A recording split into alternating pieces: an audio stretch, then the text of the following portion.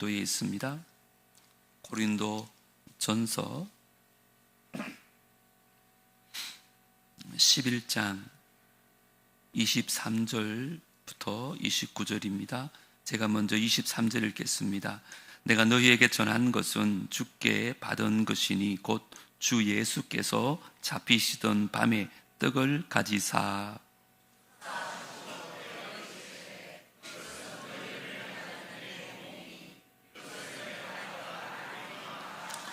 식후에 또한 그와 같이 잔을 가지시고 이르시되 이 잔은 내 피로 세운 새 언약이니 이것을 행하여 마실 때마다 나를 기념하라 하셨으니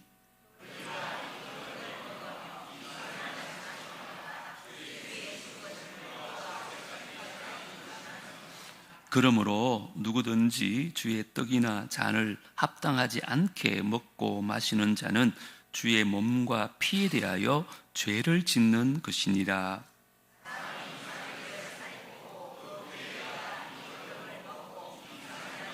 다 같이요. 주의 몸을 분별하지 못하고 먹고 마시는 자는 자기의 죄를 먹고 마시는 것이니라. 아멘. 오늘은 우리 현수막에 보는 것처럼 성례 주일입니다. 성례란 말은 거룩한 예식이라는 뜻인데 세례와 성찬을 의미합니다. 세례는 우리가 이제 예수님의 십자가의 은혜로 속죄함을 받고 또 구원받은 하나님의 자녀가 되었을 때 받는 예식입니다. 그래서 이 예식을 통해서 우리는 구원받은 성도라는 표시를 받게 되어집니다. 그리고 성찬은 이렇게 구원받은 성도가 예수를 믿는 한순간만 십자가의 은혜를 기억하며 사는 것이 아니라 일평생 반복적으로 그 은혜가 너무 크고 너무 커서 계속해서 기억할 수 있도록 해주는 것이 바로 성찬 예식입니다. 그래서 그 유명한 교부인 어거스틴은 이런 얘기를 했습니다. 교회는 두 가지 말씀이 있는데 보이는 말씀과 보이지 않는 말씀이 있다. 보이지 않는 말씀은 설교를 말합니다. 듣는 말씀이죠. 그런데 성찬은 바로 보이는 말씀이라는 것입니다. 예수님이 어떻게 그 몸이 부서지고 깨어지심으로 내가 구원을 받았는가 눈으로 보는 것입니다. 예수님이 어떻게 십자가에 피 흘리심으로 내가 구원을 받게 되었는가 잔을 마시면서 내 몸을 타고 내리는 그분의 사랑을 직접 경험하게 되어지는 것입니다. 오늘 이 성찬을 통해서 다시 한번 하나님의 은혜를 경험적으로 알 수 있는 복된 성찬이 될 수 있게 되기를 주님으로 축복합니다. 성경적인 올바른 성찬이 뭘까? 한 세 가지로 말씀 나누려고 하는데요. 따라합니다. 성찬은 감사다. 성찬은 감사합니다. 감사. 24절에 이렇게 말씀하죠. 축사하시고 떼어 이르시되 이것은 너희를 위하는 내 몸이니 이것을 행하여 나를 기념하라 하시고 여기 축사라는 단어가 유카리스트입니다. 그 뜻이 뭐냐? 감사하다 이런 뜻입니다. 물론 본문의 감사는 예수님께서 성부 하나님께 드리는 감사였어요. 아버지, 창세전에 하나님께서 계획하신 그 구원의 계획이 내가 십자가 짐으로 말미암아 이루어지게 된 것을 감사합니다. 십자가가 고통스럽고 힘들지만 그럼에도 아버지 뜻이 이루어질 수 있어서 감사합니다. 이렇게 감사 기도를 드렸습니다. 그런데 초대교회는 이 유카리스트를 성찬이라는 단어로 뽑았습니다. 왜 그랬을까요? 이것은 예수님만의 감사가 아니라 성찬을 받는 우리 모두의 감사이어야 하기 때문이라는 것입니다. 그래서 오늘 저와 여러분이 성찬에 임할 때 먼저 성부 하나님께 감사하는 마음으로 임해야 됩니다. 하나밖에 없는 그 독생자를 우리를 위해서 십자가에 못 박으시려고 이 땅에 보내주신 사랑, 그 사랑이 얼마나 귀한지요. 그 사랑은 무엇으로도 해석할 수 없는 정말 지고지손의 위대한 사랑일 것입니다. 우리 집 큰애가 하루는 제게 이런 말 하더라고요. 아빠, 내가 전에는요, 예수님이 나를 위해서 십자가에 죽으셨다는 그 사실이 너무 감사하고 어떻게 그럴 수 있을까 감격했는데 막상 내게 아들이 하나 생기니까 그 예수님의 희생보다 하나님 아버지의 사랑이 더 놀랍다는 생각이 들어요. 나는 내가 죽었으면 죽었지 다혜리를 절대 죽게 내주지는 못할 것 같아요. 이런 말 하더라고. 제가 속으로 야, 이놈이 이제 하나님 아버지 사랑을 제대로 깨달았구나, 그런 생각이 들었습니다. 여러분, 그렇지 않습니까? 성부 하나님은요, 하나밖에 없는 독생자를 저와 여러분을 위해서 죽도록 보내주셨어요. 사실 이건 있을 수가 없는 일입니다. 그래서 오늘 우리가 성찬에 참여할 때 이 성부 하나님께 한없는 감사를 드릴 수 있는 은혜가 있기를 주의 이름으로 축복합니다. 뿐만 아니라 우리는 성자 예수님께 감사하는 마음으로 성찬에 임해야 됩니다. 자신의 목숨을 십자가에 던져 주신 거예요. 물어볼까요? 여러분, 이 세상 사람 가운데 정말 여러분을 위해서 죽어줄 사람이 과연 있을까요? 여러분, 그것도 단숨에 죽는 게 아니잖아요. 온갖 고통을 다 당하시고 그 십자가에 매달려서 그 두 손과 두 발에 못이 박히시고 그 창에 허리가 찔리시고 머리에 가시관 쓰셔서 물과 피를 다 쏟으시면서 우리를 위해서 죽으셨어요. 우리가 그런 사랑 받을 자격이라도 있습니까? 성경에 보면 우리는요, 본질상 진노의 자였어요. 죄인이었다니까요. 심지어 하나님과 원수였어요. 그런데 하나님이신 그분이 이 땅에 오셔서 우리를 위해서 살찌드시고 피 흘려 죽으신 거예요. 그것을 기념하는 것이 성찬입니다. 그런데 이 성찬에 참여하면서 어떻게 감사하는 마음 없이 참여할 수 있겠습니까? 오늘 이 성찬을 받을 때 우리 하나님 아버지의 사랑과 예수님의 희생을 다시 한번 기억하고, 예수님, 나를 위해서 이렇게 죽으셨군요. 하나님, 나를 위해서 아들을 보내주셨군요. 감사합니다. 고맙습니다. 그런 마음으로 성찬에 참여하기를 주의 이름으로 축복합니다. 두 번째, 따라합니다. 성찬은 연합이다. 성찬은 연합이에요. 여기 계신 대부분의 성도님들은 이미 예수님을 나의 구주로 믿고 예수님과 영적인 연합이 이루어진 분들이 대부분인 줄 믿습니다. 그분이 내 안에 들어와 계시고 나는 그분과 연합된 삶을 이제 살아가는 거잖아요. 자, 그런데 인간이란 것이 얼마나 묘한지요. 예수님을 구주로 믿음으로 그분과 연합되었음에도 불구하고 삶의 현장에서는 마치 예수님이 계시지 않은 것처럼 그렇게 살 때가 얼마나 많습니까? 예수님과 연합된 삶인데 삶에서는 예수님과 분리된 사람처럼 그렇게 하나님을 떠나 살 때가 얼마나 많았습니까? 그러므로 성찬이 뭐냐? 이 성찬을 통해서 내가 예수님과 연합된 존재임을 다시 한번 확인하고 그 예수님과 더 친밀한 연합을 이루기로 결단하는 것이 바로 성찬이라는 것입니다. 그런데 이 거룩하신 주님과 연합을 위해서 반드시 해야 될 게 있습니다. 그게 뭘까요? 내 죄를 회개하는 것입니다. 그래서 27절에 보면 이런 말 합니다. 그러므로 누구든지 주의 떡이나 잔을 합당하지 않게 먹고 마시는 자는 주의 몸과 피에 대하여 많은 것이라고요? 죄를 짓는 것이다.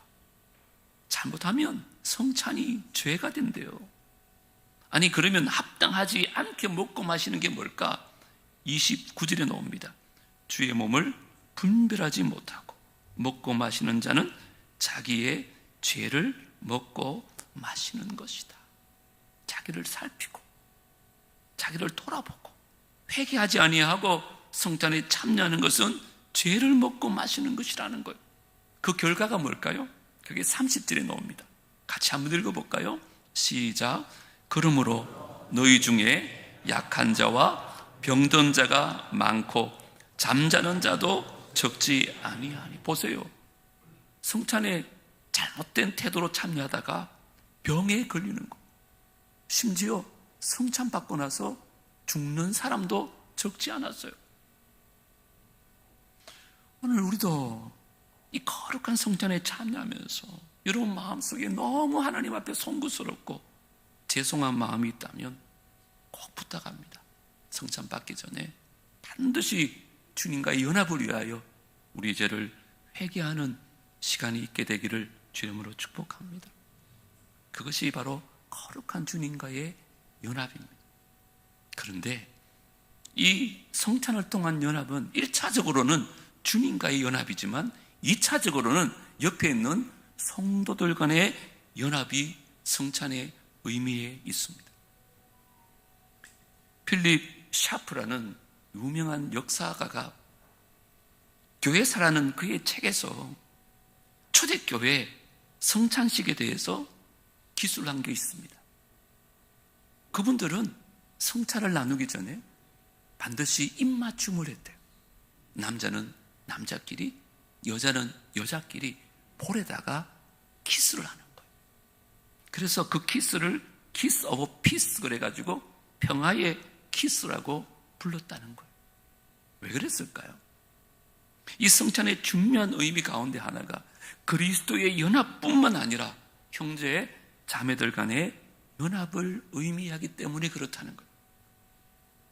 그의 책 2권 237쪽에 보면 이렇게 기술합니다. 이렇게도 사랑이 없는 세상의 한복판에서 우리는 하나님의 가족이라는 것을 확인시켜 주기 위해서 평화의 키스를 나누며 성찬을 나누었다. 사랑하는 성도 여러분, 저는 설교를 준비하면서 오늘 이 말씀이 우리에게 얼마나 소중한 교훈을 주는지 모르겠어요.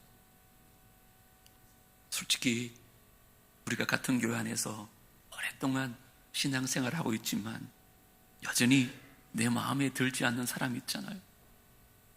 보기만 봐도 믿고, 그래서 그분이 2부 예배 오면 그분 얼굴 피하려고 3부 예배 드리고, 가다가 오다가 마주치면 얼굴도 돌려버리고 인사도 안 하고, 다 그런 건 아니겠죠.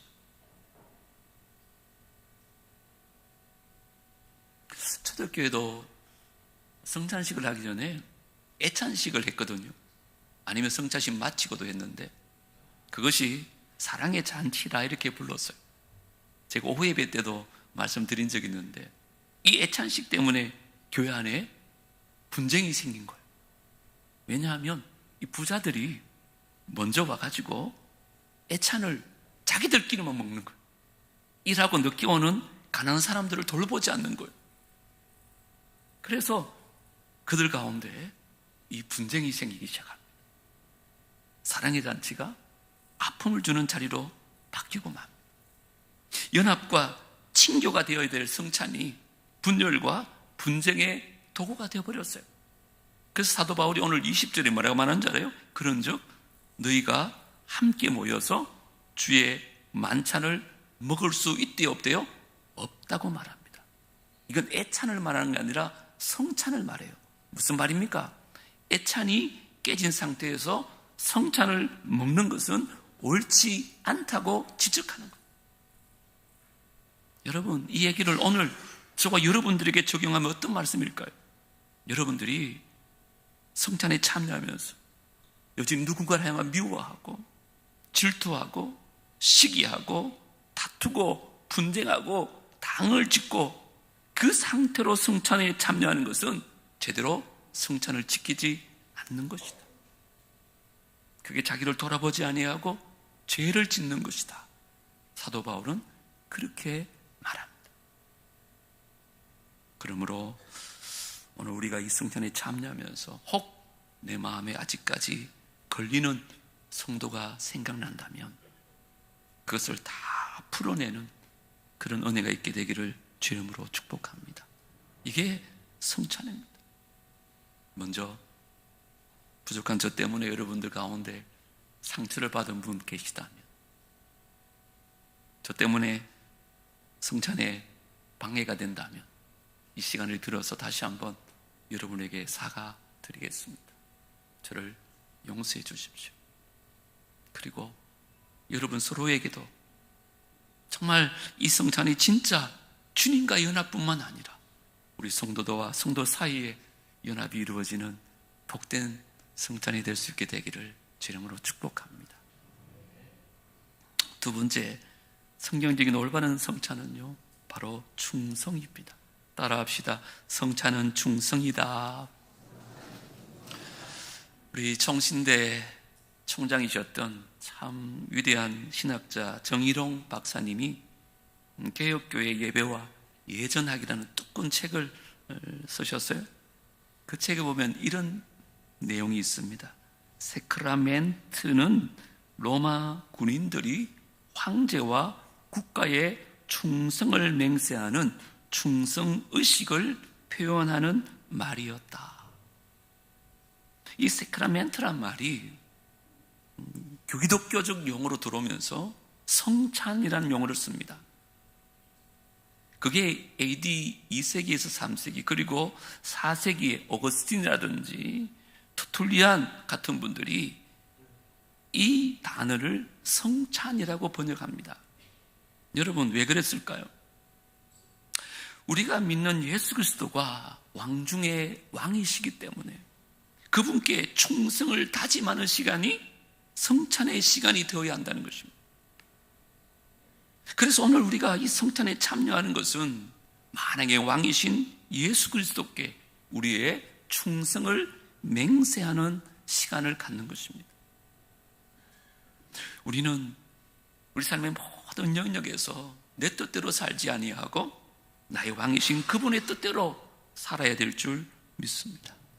물론 그렇게 살지 못할 때도 많지만 삶의 방향만큼이라도 반드시 그렇게 가지고 있어야 합니다.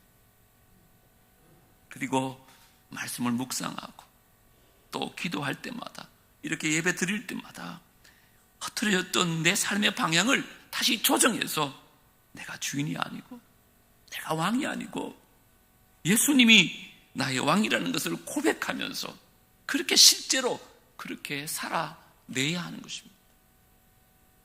특별히 이 성찬식을 하는 이 시간에 그 왕이 나를 위해서 죽으셨잖아요. 세상에 그런 왕이 어디 있습니까? 나를 위하여 엄청난 대가를 치르신 그 왕께 우리 모두가 충성의 맹세를 하는 시간이 바로 성찬의 시간이라는 거예요. 오늘 본문에 보면 그 중요한 충성 한 가지를 우리에게 요구합니다. 그게 뭘까요? 26절에 나옵니다. 같이 한번 읽겠습니다. 시작. 너희가 이 떡을 먹으며 이 잔을 마실 때마다 주의 죽으심을 그가 오실 때까지 전하는 것이니라. 아멘. 무슨 명령이에요? 전도의 명령입니다.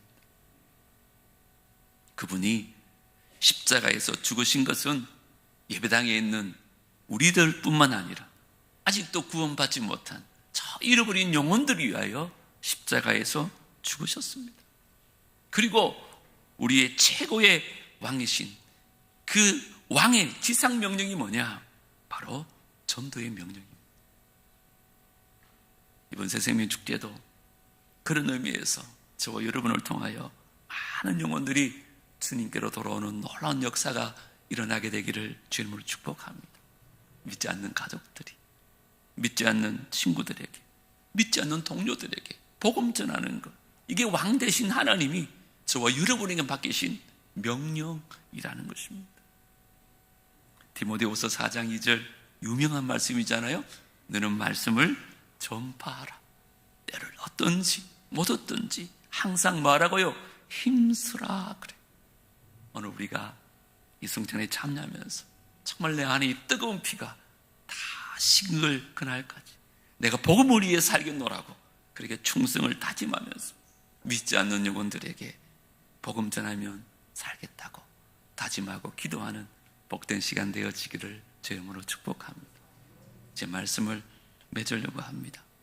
오늘 성찬에 참여할 때 세 가지 꼭 기억하십시오. 성찬은 감사입니다. 성부 하나님과 성자 예수님께 감사하는 마음으로 참여할 수 있기를 바랍니다. 성찬은 연합입니다.